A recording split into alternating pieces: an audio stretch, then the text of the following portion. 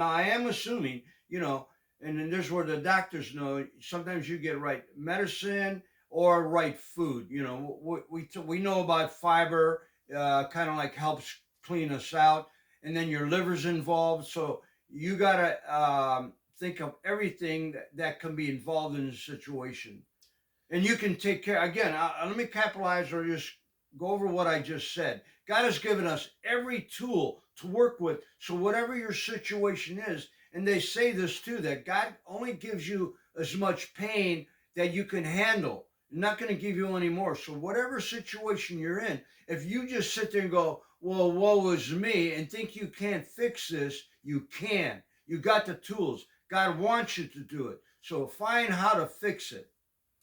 And what happened is that, again, what happened to really people in general is this: they confusing. This is all there is the physicality. They don't see there is a higher power. There's heaven. There's God who actually is interact. Your body, ladies and gentlemen, is nothing more. Well, I don't want to say nothing more, but for you to understand, the real you is not this physical body. Just like your clothes. Your clothes covers up the body, right? Your clothes cover up the body. The body covers up the soul. Ah, right. Okay? This is how you must perceive it. Now, again, you have the clothes serve a purpose. Just like the clothes serve a purpose, so does the body serves a purpose for the soul. You see? Right. So again, when you understand the order of the way the creation is, and we are temporarily, just like your clothes is temporary, eventually the clothes wear out, so what the body will wear out as well.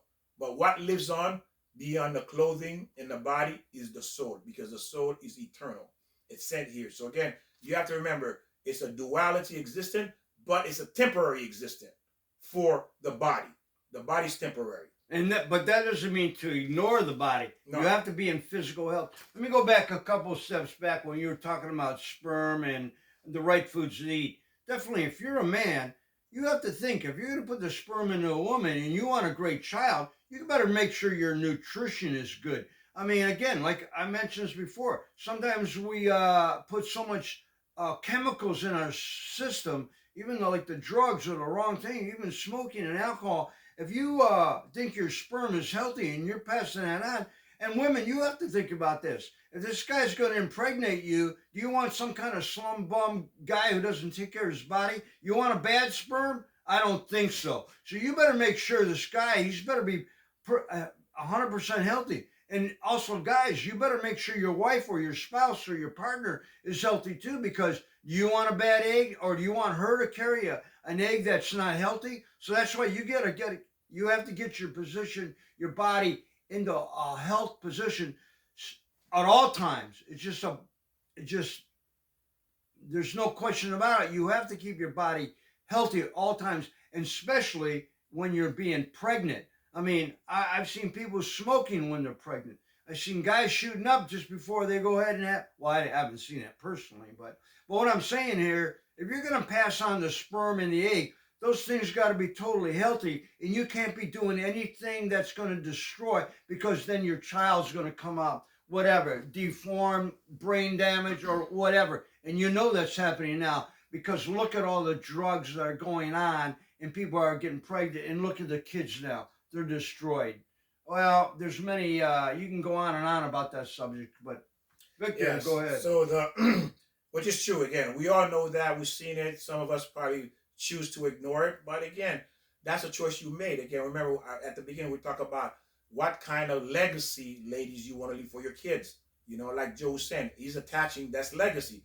That's a legacy you're gonna give your child. What Joe just said. That's the legacy you're giving them. And guess what? You think he or she gonna raise their hand and say, "I'm proud of my father"? Absolutely, because you wouldn't be proud of that father. So now I said the honor, the hour of war is not only eating, also how this person behaved while he's eating. Now, you ever seen some people lose their mind when it comes to food? What they order was not what they received. And all of a suddenly, the entire insult, you idiot, you imbecile, who's the chef back there? What are you people doing? Do you know what you're doing? This place should be closed. It goes on and on. Even this waiter great grandmother has to know about this. That Ah. the food came out, maybe it wasn't well prepared to their taste or to their liking, whatever the case is, they just become complete beasts. And the whole restaurant have to stop and look at this guy or this woman. Why? Over food. Simply food. Because there are people who live to eat, not eat to live. And these people are horrible people, because how can you do this to a person over food? And that food lasts what, 2-3 hours into your stomach, and it's gone out the back door, just like your behavior. That's true, Victor. I agree with you. You're talking about the person who comes in the orders. You're talking People about who act like that when they come to food. Okay, I'm gonna tell you. I'm gonna tell you a situation I came into, and then you could explain this. Right. I went into the restaurant. I ordered fish. The fish came to the table, and I swear to God, it stunk. There was something wrong with it. And I'm sitting there. I'm thinking, "Who? How do I handle this?" Victor, I saw myself picking up that plate and throw it against the wall. And that's what you're talking about. People who can't handle. I didn't do that. So I called the waitress over and I go, "You smell this?" And she went, "No, I don't." Well, she works in a restaurant. Sometimes you just get a taste. yeah, right, kind of, yeah. right. Thank you, Victor. Mm-hmm. And so I said, "This fish isn't good." So she took it back and she brought me something that was good. But the idea, sometimes the situation comes where you have to handle it. You don't know what the problem is. Did they serve that bad fish intentionally? I don't think so. For whatever reason, and sometimes they do. That could have been from another plate somewhere else. We never know what somebody's going to do in a restaurant. If you have a steak, are they going to chop it up and make the special tomorrow beef stew? We don't know that. But I think, Victor, the point you're bringing out here, I think, and clarify me. You tell me tell me what your point was about. Yeah, okay. Which is what you're on the right path. Is that how do you handle this situation? Because guess what? People are gonna do things intentionally, unintentionally. But again, what it's showing is your character. There you go. That you are right. an animal. Right. Because you have no respect for another human being for you to insult this human being. So if I would have picked up the plate and threw it against the wall, then I would have been the asshole. I don't mean it. Right. And I agree with you. That's why when I was sitting there, and when I was with a date, so naturally that influenced me not to throw the plate. But I mean, I saw the vision. Again, I'm going to repeat myself. Throwing this plate. I mean, why would I do that? Like Victor's saying, you can't be I'm going to use the word again. You can't be an asshole. You got to assess the situation. And maybe the guy should have went back and talked to well, he did. How did that come out? Well, go on, Victor. You can. So what, again, so you have to remember, like we're saying, again, don't be one of those jack, okay? So acting like an animal, or worse than an animal, because even an animal would even act like that. Because why? The animal obviously have more respect than you do. Because why? You're supposed to be higher than the animal, but yet the animal looking at you like, say, well, who's really the animal here? Right. Animal smell the thing, that's bad, and just leave. Exactly. Yeah. He doesn't cuss you out and say all these things. But again, the point is that you need to understand the type of people that you are surrounding yourself with. And there's many ways the Torah is teaching you how to identify these people early before you get involved with them. Because why? That's what you're going to live with. That's what you're going to be taught. That's what you're going to see in your own household. Because why? He'll do it to you too. If this man does this to the waiter, and what if he's your husband? You idiot! You don't know how to cook. How many times I tell you this? Now, how many women probably going through this? We don't know. I'm just saying.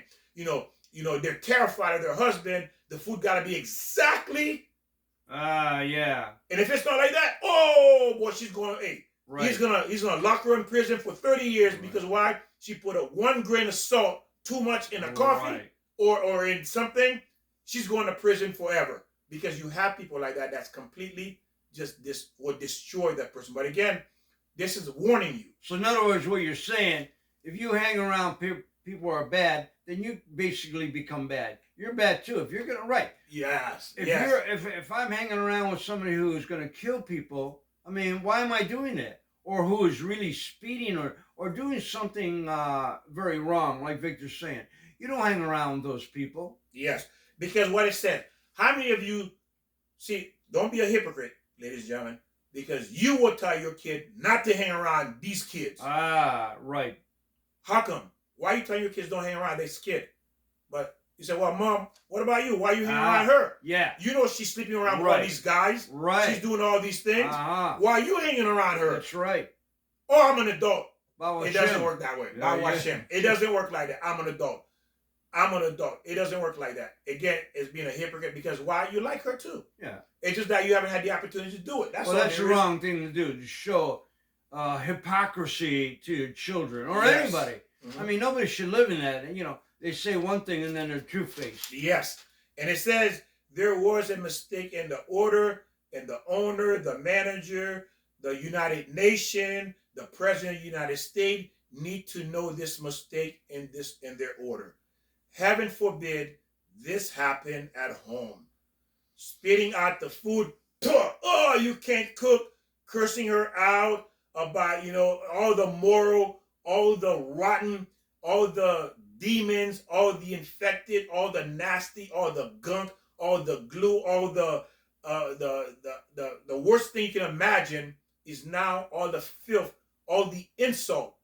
He's just throwing at his wife, pouring down her. Well, if you meet somebody when you're dating, courting, whatever, that should have came out. So you should have realized it. If you're sitting down and you made a meal, and then first, right off the bat, who's a good cook right away? I mean, when you're 20 years old, you get married. I mean, it takes time like anything. You don't learn something overnight. So you have to sit down and go, ooh, honey, a little bit too much salt. What do you think of this? I think, or I have high blood pressure. I got to watch the salt. So what you're saying, Victor, there's ways to handle things, just like going into a restaurant. If you don't like something, just go, okay. I mean, you should complain.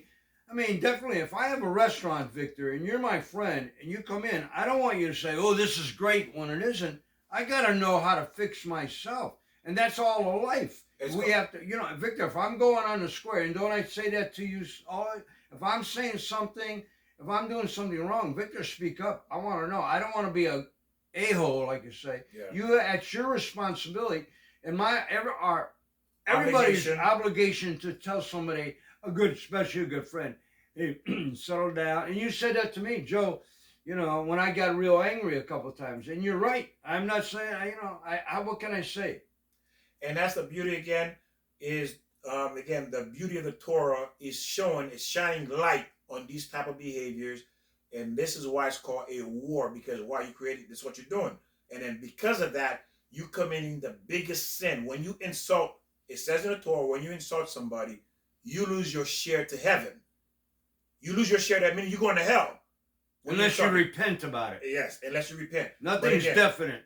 There are some that are definite, but again, there are some that are definite, but unless you repent, but there are some that's not, that is definite. So again, this is one that can be repaired. But again, it's telling you, again, like Joe said, if you did not know, you did not repent, you go and apologize, because it says, and they gave this beautiful illustration. How do you apologize to someone in front of 100 people? Imagine you climb the Eiffel Tower, and then you got one of those feather pillow. And then you rip that feather pillow, and then you shake it and let all the feathers float all over the city of Manhattan or wherever, and it says now, go find each one of those feathers. When you insult somebody, how are you going to find each one? So that way they know you apologize to the person that you insulted. You see? This is what you're doing. It's impossible when you think about it. So when you insult somebody in public and these people leave, how are you going to find these people to say, hey, listen, I was wrong. You were in the restaurant at the time I insulted these people. I want to say I'm sorry. I apologize. I want you to know I apologize to the person. How do you find these people? And that's the danger the Torah is telling you. Because why? You got to find these people. How do you do that? Let me tell you this incident that happened. Actually, it was yesterday. I went to help somebody move. And I've moved people 100 times. And I understand that people, when they're moving, you get a bunch of people, they just stand around and they do nothing. And so I was a little bossy. I mean, it was like a little rude. And I saw this one guy go, what, are you going to talk all day or work? That was rude. I understand. And then there were some other incidents. This was yesterday, where people they were younger kids. Sometimes you got to move people in position. I'm not there all day to work and help people move. Let's get this job done. So my point is, I think I apologized to 4 or 5 different people. And Victor, I went up to them, said, look, I didn't mean to be bossy, but people are standing around. They got, I wasn't mad at myself. I did right, but maybe I handled it wrong. But sometimes people need to be, hey, let's go. Well, you got to do this. And so everybody said, no, I understand what you did. We had to get moving. It was like you have to sometimes control the situation. Maybe I handled it wrong. Like I said, I could have used different words. Say, hey guys, it's time to work. Let's do this. You get here. And that's a good That's point. on me. Sometimes I got a little, let's go. Come on. We're not here to stand around. Joel is bringing up a very good point. I'll pick you back on that. Is this: if you don't have the character, like Moses had the character to lead, a leader, not just anyone can lead. That's a huge mistake people make, thinking that they can lead, because most people who can lead, they usually cause more harm than good.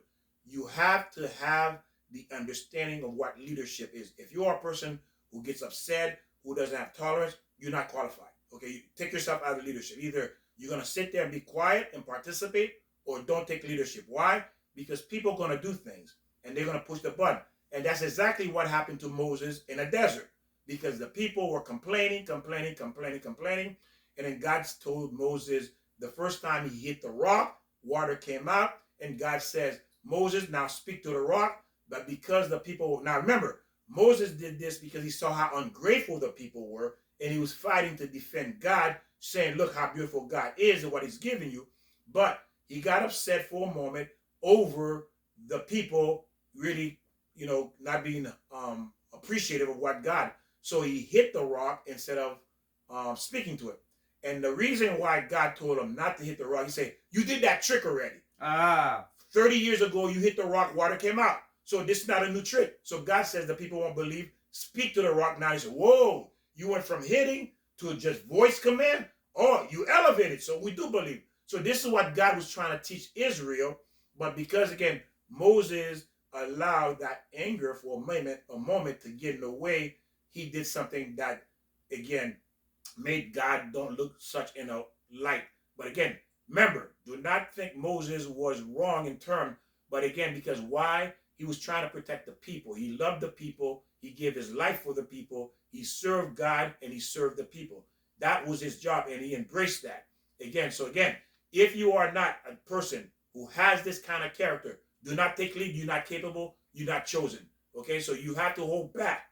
Don't, because you're not able to. Because why? If you're insulting people, you're not designed to lead. That's just the bottom line. I agree. It's a hard thing. It's a hard thing to accept, but it is the truth. Until you learn how to control it, you understand how to do it, then that's a different thing. But until then, don't jump into it, because again, people are going to push your button. Right. And then again, you'll understand how I am on a square.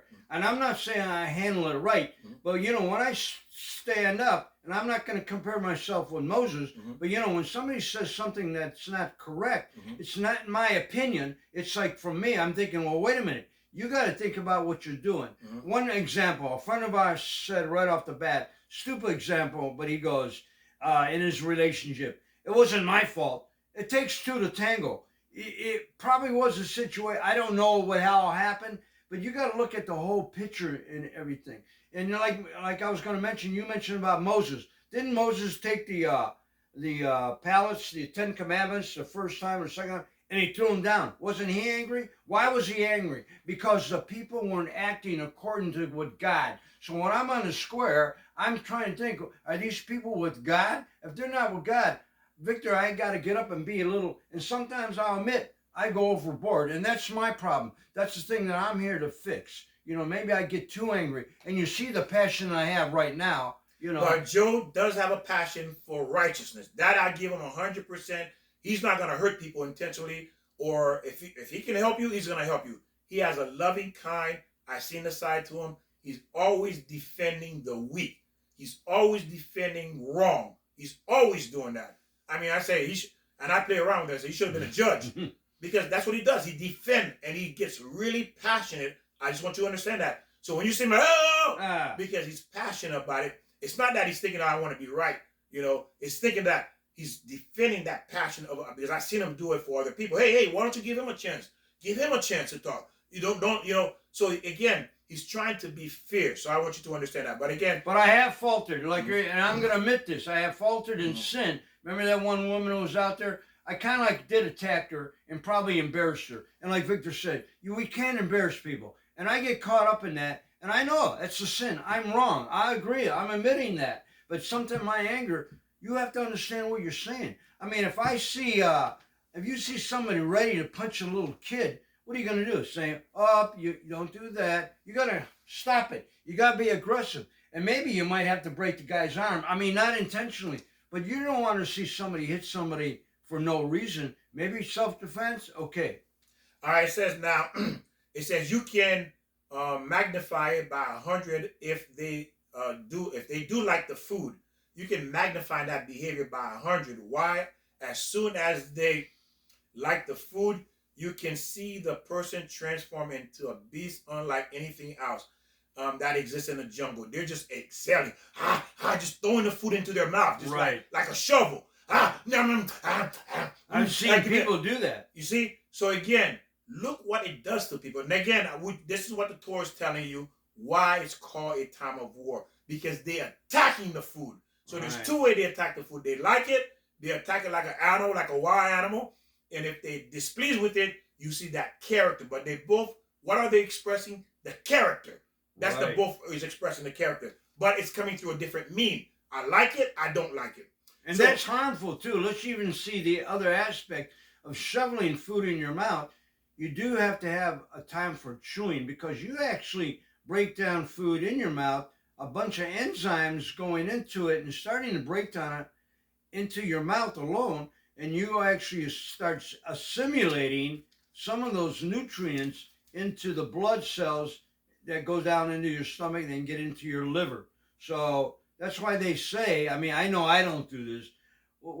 You have to chew 32 times or something like that. And I don't think any of us chew more than 10. Just think about it. You take a couple bites and you swallow. And that's not being helpful to your system.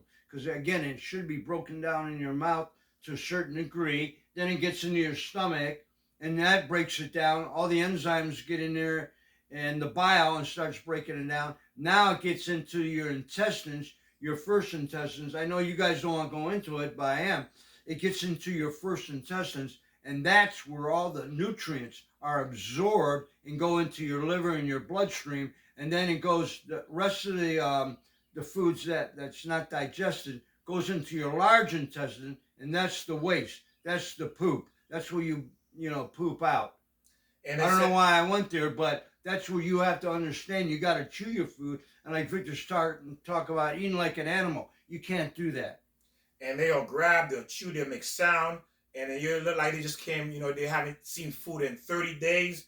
And it's like it's out of control. They're fighting, making sure that they consume every bit of this food as quickly as possible before it disappeared or even expired. So these people are full-blown, full focus. This is all they see. And there are people, the hour of eating is the hour of war because of the digestive tract. It may be bad digestive tract, or it can be even good because it depends on your digestive tract, because that's where now, like Joe said earlier, is where all this is going to take place. So you're looking at you're looking at the character part. Now we're looking at the physical aspect that's going to take place now once the food gets in. Well, like you say, good and bad, right? In your intestine, in your gut, you have good bacteria and bad bacteria, and there's the war, and you need them both. Well, naturally, the good bacteria breaks it all down and assimilates in your body. The bacteria is all the putrid or things that you eat that shouldn't have been in there, but it does, in your stomach, it does break down and you get bad bacteria. And that's what when your system is working well, then you eliminate that through sweat, through pee, through poop. You eliminate all that bad stuff.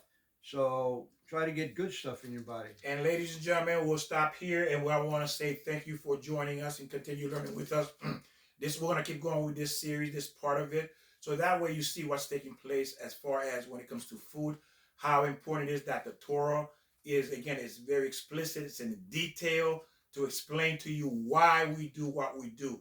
and how important it is. And everything that you are learning with us is designed to what? To protect you, for you to have the quality of life that you want to have in this world.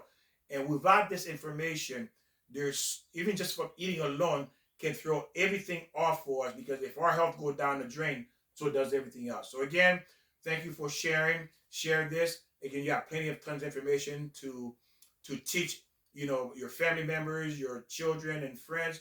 And I thank you. Ring the bell, share, and we'll see you next time. God bless. Aren't you commenting on my new bell? Look, my new bell. Hey, nice. You like this? Hey, school bell. Now that makes sense. You like it? Yeah. Have a great day.